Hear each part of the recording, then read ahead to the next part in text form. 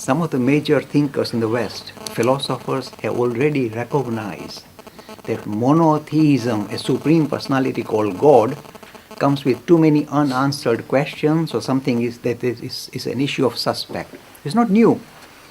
And this is not new for Hinduism too. So the idea of putting monotheism to rest is where we are now. Majority of youngsters that I come across at university, whether Cambridge, Oxford, wherever I go, Warwick, LSE, Imperial, majority of youngsters now, thinking youngsters, cannot relate to a supreme personality in the heaven, because it comes with too many unanswered questions. Why this suffering that we see all around us, tremendous suffering? It's not just human suffering because you're sitting for your GCSE or A-level now. It is suffering in the living kingdom.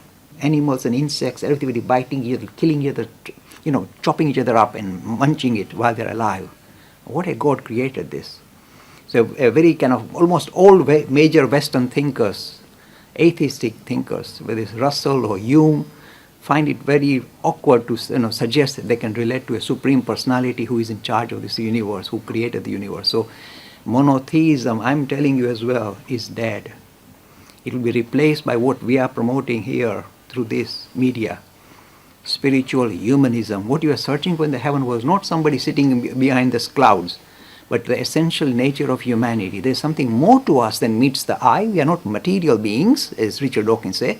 We are essentially something different from matter. We are essentially the spirit. And now for refocusing our attention not on a God in the heaven, monotheism, but God in humanity is going to be the way forward. Look, I'll tell you something very perhaps private. I hope it's not too private. But I, of course, interact with the headmaster of Eton, and he just sent me an email saying, Mr. Lakhani, I'm writing a small booklet about education. And he said, I'm mentioning your name and the word spiritual humanism because I like it. See how we are entering the system. This idea is now entering the academic circles. It is being chewed at the moment, still not being digested, but it's still being looked at very seriously. So the attention, for refocusing our attention not on God in the heaven, but God in humanity. This is what Vivekananda is all about. Don't see a God in heaven, he said.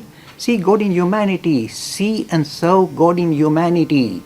And the marvelous thing he said, which really caught my attention, is that they alone live who live for others. The rest are more dead than alive. Because when you live as a little individual, I'm me and my family, you become mean and small and narrow.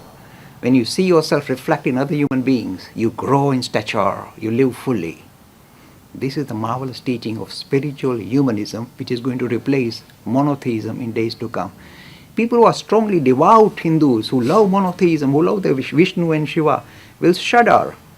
But the new generation will not shudder. They'll feel, thank God, we can now relate back to God in the more kind of comprehensive manner.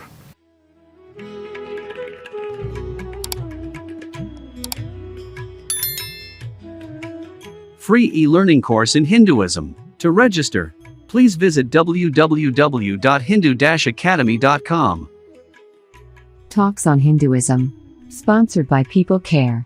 Encouraging caring for the elderly in their own homes. For more information, please visit peoplecare.com.